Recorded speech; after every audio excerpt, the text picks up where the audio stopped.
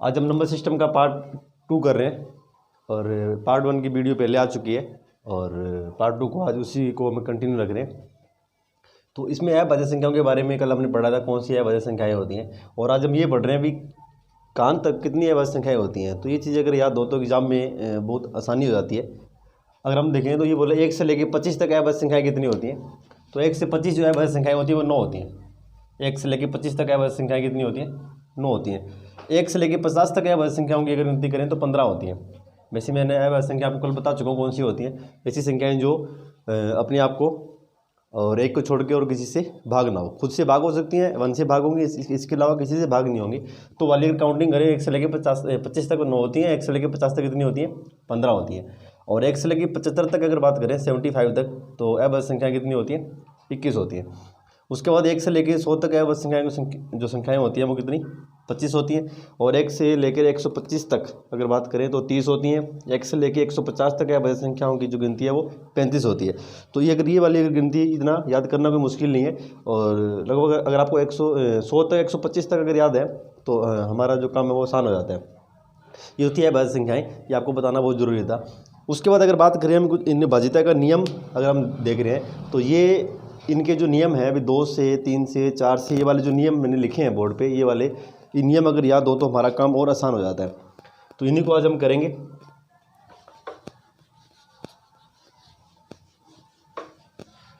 जैसे अगर बात करें 2 से भाज्यता का नियम, कोई संख्या अगर 2 से कब भाग होगी, पूर्णतः कब भाग होगी। अगर कोई भी संख्या अगर 2 से भाग हो रही है तो पूर्णतः 2 से कब भाग होगी। तो उसके लिए अगर आपको किसी भी संख्या का अगर इकाई अंक, किसी भी संख्या का इकाई अंक अगर आपको या तो 0 दे रखा है, 2 दे रखा है, 4 दे रखा है, 6 दे रखा है और 8 दे रखा है, अगर इनमें से कोई भी अगर आपको इकाई अंक उस संख्या का नजर आए तो इसका मतलब हम बोल सकते हैं वो संख्या 2 से भाग होने वाली है। तो वो 2 से संख्या भाग होगी।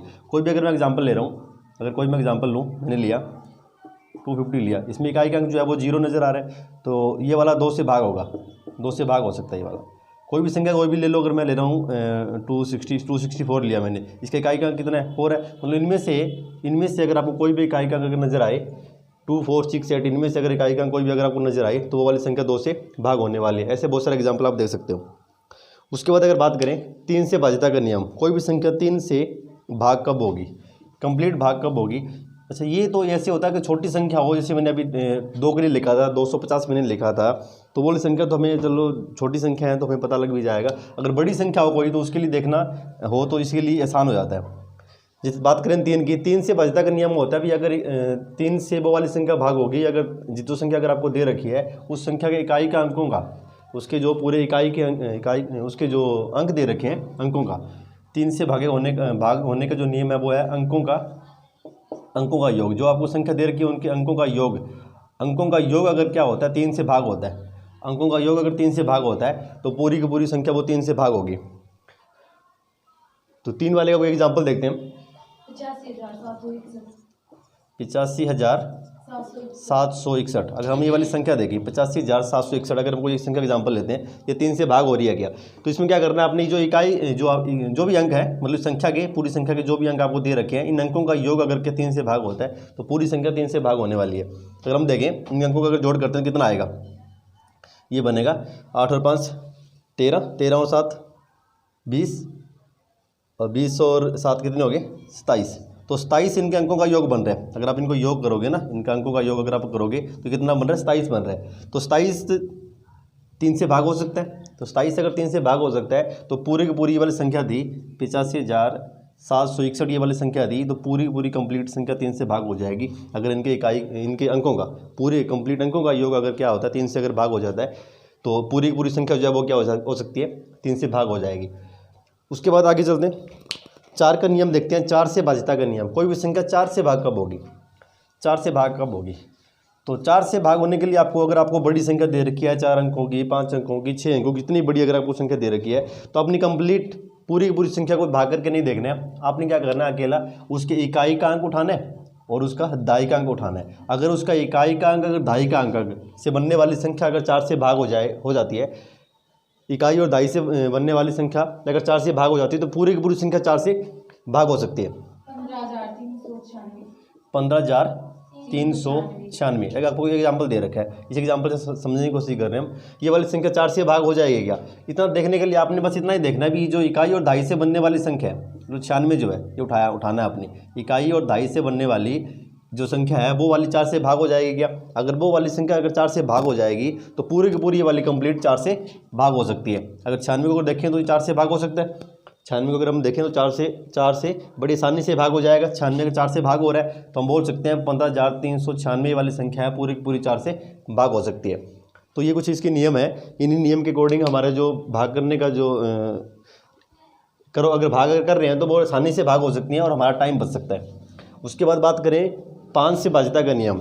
अगर कोई भी अगर हम बात कर रहे हैं जो संख्या 5 से कब विभाज्य होगी, अगर उसका इकाई का अंक, कोई भी संख्या अगर दे रखी है, अगर इकाई का अंक अगर 0 है या अगर 5 है, 0 और 5 में से इकाई का अंक कोई भी अगर आपको नजर आए तो हम इसको डायरेक्ट देख के ही बता सकते हैं कि अब वो संख्या जो 5 से भाग हो सकती है। अगर उसके इकाई का अंक अगर 0 नजर आए या 5 नजर आए, मैं कोई भी लेता हूँ, मैंने लिया ये वाली संख्या मैंने ली, तो ये संख्या 5 से भाग हो जाएगी। आप करके भी देख सकते हो। और मैंने कुछ संख्या ली, मैंने इकाई का अंक 0 लिया है तो ये भी संख्या पूरी पूरी 5 से भाग हो सकती है। अगर जिसका इकाई का अंक अगर 0 और 5 नजर आए तो पूरी पूरी संख्या 5 से भाग हो जाएगी। आगे देखते हैं 6 से भाज्यता का नियम। कोई संख्या 6 से कब भाग होगी? तो इससे पहले हम ये भी पढ़ चुके हैं संख्या 2 से भाग कैसे होगी और वो संख्या 3 से भाग कैसे होगी। तो 6 से भाग करने का नियम, पूरा कंप्लीट संख्या को भाग करने का जो नियम है, अगर आपको पता है वो संख्या अगर 2 से भाग हो रही है, अगर वो संख्या 3 से भी भाग हो रही है तो वो संख्या 6 से भाग हो जाएगी। 6 से किसी भी संख्या को 6 से भाग करने का जो नियम है, इसका अलग से नियम पढ़ने की जरूरत नहीं है 6 से भाग करने का। अगर आपको पता है 2 से भाग कब होती है, 3 से भाग कब होती है। अगर कोई संख्या अगर वो 2 से भी भाग हो रही है, अगर वो संख्या 3 से भी भाग हो रही है तो वो संख्या 6 से भाग हो जाएगी। हम देख रहे हैं 6 को ऐसे लिख सकते हैं ना, 2 गुना में 3, इसका मतलब 6 के गुणनखंड बन रहे हैं, फैक्टर बन रहे हैं। जिसमें अगर कोई संख्या 2 से भाग हो रही है, अगर 3 से भी भाग अगर हो रही है ना, तो कंप्लीट संख्या 6 से भाग हो जाएगी। 6 से भाग होने का एग्जाम्पल देखते हैं। हम एग्जाम्पल लेते हैं, हम एग्जाम्पल लिया 5,730, ये वाली एक संख्या है 5,730। इसमें अगर हम देख रहे हैं ये वाली संख्या 6 से भाग हो सकती है क्या? अगर हम ये देखें ये वाली संख्या 2 से अगर चेक करें, पहले 2 से भाग हो जाएगी क्या? तो ये संख्या 2 से भाग हो सकती है, क्योंकि 2 से भाग होने का नियम अभी हमने देखा। अगर किसी का इकाई का अंक अगर 0, 2, 4, 6 और 8 इनमें से कोई इकाई का अगर अंक अगर दे रखा हो तो वो संख्या 2 से भाग हो सकती है। तो इसका मतलब इसमें तो इकाई का अंक 0 है, तो इसका मतलब ये तो 2 से भाग हो जाएगी। उसके बाद अगर बात करें 3 से भाग होने का नियम अभी हमने देखा। अगर उसके अंकों का योग अगर 3 से भाग होता है तो पूरी पूरी संख्या 3 से भाग हो जाएगी। इसमें अगर हम देख रहे हैं तो इकाई अंकों का योग अब कितना बन रहा है, 15 बन रहा है। तो इसका मतलब ये 15 3 से भाग हो सकता है, इसका मतलब ये पूरी पूरी संख्या 3 से भाग हो सकती है। तो इसका मतलब ये वाली संख्या 2 से भाग हो जाएगी, संख्या 3 से भाग हो जाएगी। अगर ये 2 या 3 से भाग हो रही है तो ये 6 से भी भाग हो सकती है। तो 6 से भाग अगर होने के लिए अलग से नियम पढ़ने की जरूरत नहीं है, उसमें डायरेक्टली आप देख सकते हो 6 से वो वाली संख्या भाग हो जाएगी। इसमें वो वाली संख्या अगर क्या हो रही है, 2 से भाग हो रही है और वो 3 से भी भाग हो रही है। उसके बाद आगे देख लेते हैं 7 से भाज्यता का नियम। कोई संख्या अगर 7 से भाग कब होगी, कोई संख्या 7 से भाग कब होगी? तो 7 से भाग होने वाली का एग्जांपल लेके हम एग्जांपल समझने की कोशिश करेंगे। 16,807 ये आपको एग्जांपल दे रखा है 16,807। इसमें क्या है, इसका एक अलग सा 7 वाले के लिए एक अलग सा नियम है, वो नियम थोड़ा अलग है इन सभी से। इनको समझने की कोशिश करें कैसे होगा वो। अगर 7 से भाज्यता का नियम देखना है तो देखो ये टाइम बचे। अगर एक तो तरीका हमारे पास ये बेसिक तरीका जो पीछे बढ़ते आए हैं, बेसिक अप्रोच, अगर 7 से इसको भाग करके देख लें, जैसे बड़ी भाग करते थे वो भाग करके देख लें। पर उससे भी एक थोड़ा सा आसान तरीका है, उसमें टाइम हमारा बच सकता है। उसमें अगर हम देखें 7 से करने के लिए एक नियम है। अगर आप इसको ऐसे करोगे, आपने क्या करना है, सबसे पहले क्या करना है, जो अंक अगर आपको दे रखा है, संख्या अगर दे रखी है, उसके इकाई का अंक अगर आप छोड़ दोगे, उसके इकाई का अंक को 7 से गुना करके इसमें से माइनस कर दोगे। इकाई का अंक इसमें से हटा दोगे और उसको 2 से गुना करके इसमें से माइनस कर दोगे। अगर इसमें से अगर माइनस करेंगे कितना आएगा,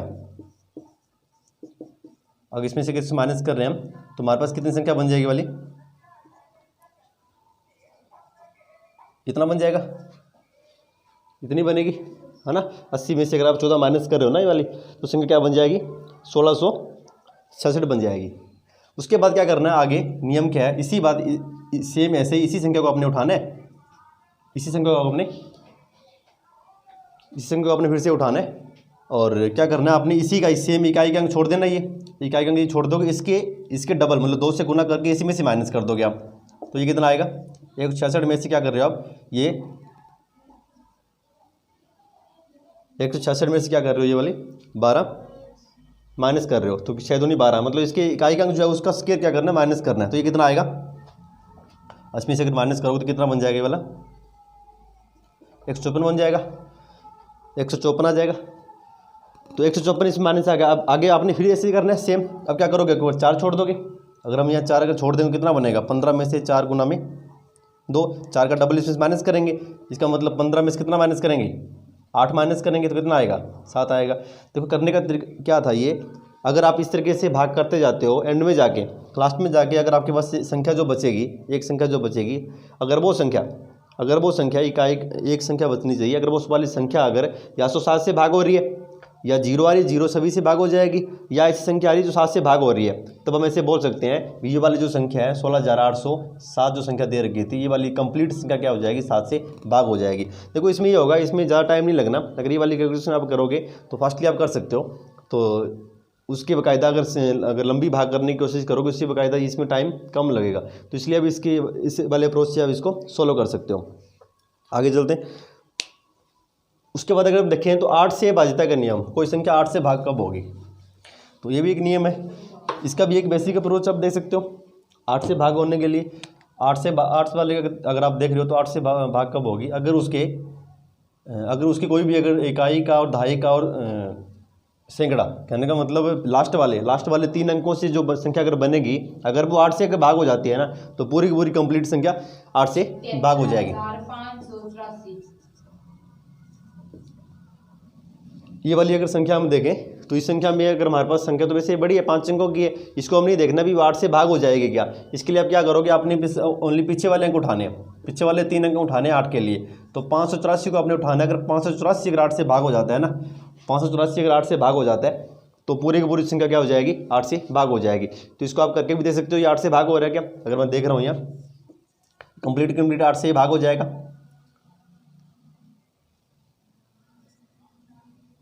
73 पे हो रहा है, 73 पे हो रहा है, तो आप देखोगे तो 73 पे कंप्लीट भाग हो जाएगा। तो इसका मतलब 584 अगर भाग हो रहा है ना, इसका मतलब हम ऐसे बोल सकते हैं क्या, जो 73,584 है, 73,584 ये वाली जो संख्या है वो कंप्लीट संख्या किससे भाग हो जाएगी, 8 से भाग हो जाएगी, 8 से भाग हो जाएगी। तो क्या करना आपने, ये चीज़ देखनी होती है आपने, अगर टाइम बचाने के लिए, अगर कितनी भी बढ़िया संख्या दे रखी है, 5 अंकों की, 6 अंकों की, 7 अंकों की, कितनी भी बढ़िया संख्या दे रखी है, तो आप क्या करोगे, कितनी बड़ी अगर आपको संख्या दे रखी है तो आपने क्या करना है, लास्ट वाले 3 अंक ही उठाने, 3 अंक उठाओगे, तीनों अंकों से बनने वाली संख्या अगर 8 से भाग हो जाती है तो पूरी की पूरी जो कंप्लीट है वो संख्या क्या हो जाएगी, 8 से भाग हो सकती है। वैसे हम 9 के लिए देख रहे हैं, 9 का नियम क्या है, वैसे अगर इसमें देखोगे तो 3 के लिए 9 के लिए दोनों का सेम नियम है। जो 3 के लिए हमने पढ़ा था, 3 में क्या होता है, अगर कोई भी अगर आपको संख्या कितनी बड़ी अगर संख्या दे रखी है, आपने क्या करना है, उनके जो अंक है उन अंकों को जोड़ना है, अगर अंकों का जोड़ अगर 3 से भाग हो जाता है तो पूरी की पूरी संख्या 3 से भाग हो सकती है। और वैसे ही सेम 9 के लिए वाला नियम है, जैसे 3 के लिए था वैसे ही 9 के लिए है। इसमें भी क्या होगा, अंकों का योग अगर 9 से पूरे अंकों का योग अगर क्या हो रहा है, 9 से भाग हो रहा है तो पूरी संख्या 9 से भाग हो जाएगी। 9 के लिए बिल्कुल सेम है। 11 के लिए देखते हैं, 11 से भाग का जो नियम है, इसका भी एग्जाम्पल लेके हल करने की कोशिश करते हैं। विस्तार बता देता हूँ होता क्या है। इसमें क्या होगा, जो सम स्थानों पे जो अंक है और विषम स्थानों पे जो अंक है वो हमने देखने, उनके अंकों का अगर डिफरेंस, उनका जो अंतर है, अगर वो या तो 0 आ रहा है या ऐसी संख्या आ रही है जो 11 से भाग हो रही है, मतलब ऐसे बोल सकते हैं 11, 22 या इस टाइप की अगर संख्या आ रही है जो 11 के मल्टीपल है, 11 के गुणज है, 11 से भाग होने वाली अगर संख्या आ रही है तो हम ऐसे बोल सकते हैं वो पूरी संख्या क्या हो जाएगी, 11 से भाग हो जाएगी। 95,744 ये वाली आपको 5 अंकों की संख्या दे रखी है। इसमें आपने चेक करना है कि क्या वो 11 से भाग हो रही है क्या। तो चेक करने के लिए आप क्या करोगे, अभी मैंने आपको बताया, उनके आपने क्या करने हैं, सम स्थानों के अंक उठाने हैं और विषम स्थानों के अंक उठाने हैं। अगर आप देखोगे ना तो ये वाला अगर पीछे से लगते हैं तो ये वाला एक स्थान पे मतलब 1 पे, ये वाला 3 पे, मैं डायरेक्टली लिख देता हूँ 1, ये वाला 2 पे, 1 2 3, 1 2 3 और ये वाला 4, ये वाला 5। मतलब मैंने ऊपर लिखे हैं, मैंने जो विषम संख्या है ऊपर लिखे हैं, सम वाले नीचे लिखे। अगर आप देखोगे तो ये 2 स्थान पे आ रहा है, ये 3 पे, ये 4 पे, ये 5 पे, तो आपने क्या करना है, उनको अलग जोड़ लेना है ये वाली संख्या है कितनी बन रही है, 9 बन रही है। जो सम स्थानों पे आ रही है उनको अलग जोड़ लो, और जो विषम स्थानों पे आ रही है उनको आप अलग जोड़ लो। मैं फिर से बताने की कोशिश कर रहा हूँ, आपने क्या करना है, अगर किसी को समझ में नहीं आया तो रिपीट कर देता हूँ।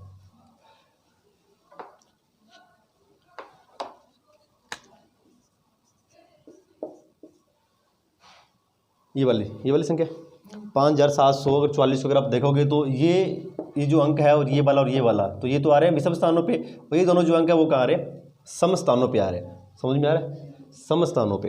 तो अगर मैं काउंटिंग करें ना, यहाँ से लगे हम 1 2 3 4 5, तो 2 पे और 4 पे जो आ रहा है ये वाली संख्याएं आ रही हैं, तो इसका मतलब सम स्थानों पे आ रही हैं, और ये वाली संख्याएं विषम स्थानों पे आ रही हैं। सम स्थानों वाले जो संख्या उनको अलग हम जोड़ लेंगे, उनका जोड़ कितना आएगा, 9 आ रहा है, 5 और 4 9, और जो विषम स्थानों पे संख्या जो आ रही है वो ये वाली आ रही है, कितना बन जाएगा, 20 बन रहा है। तो इनका योग कितना बन रहा है, 20 बन रहा है। अब क्या करना है, इन दोनों संख्याओं का आपने क्या करना है, डिफरेंस निकालना है, अंतर निकालना है, इन दोनों संख्याओं का अंतर निकालने के लिए हमेशा क्या करते हैं, बड़ी में छोटी संख्या ही माइनस करते हैं। अंतर निकालने के लिए हमेशा बड़ी संख्या में से आप छोटी संख्या ही माइनस करोगे हमेशा। तो क्या करोगे आप, अंतर निकाल लो, मतलब दोनों का जो भी होगी, 20 में से 9 माइनस करोगे, कितना आ रहा है, 11 आ रहा है। तो इसका मतलब संख्या है, मैं अभी आपको बता के हटा था, कहने का मतलब जब इन सम स्थानों पे और विषम स्थानों पे अंकों का योग करने के बाद उनका जो अंतर है, या तो वो 0 आए, या वो 11 का गुण जाए। मतलब ऐसी संख्या है जो 11 से भाग हो जाएगी, तो 11 खुद ही आ रहा है, 11 खुद ही, इसका मतलब 11 तो 11 से भाग हो जाएगा, है ना। तो इसका मतलब ऐसी संख्या है जो 11 से अगर भाग हो रही है, तो इसका मतलब हम बोल सकते हैं वाली जो पूरी की पूरी संख्या वो क्या हो जाएगी, 11 से भाग हो जाएगी। ठीक है।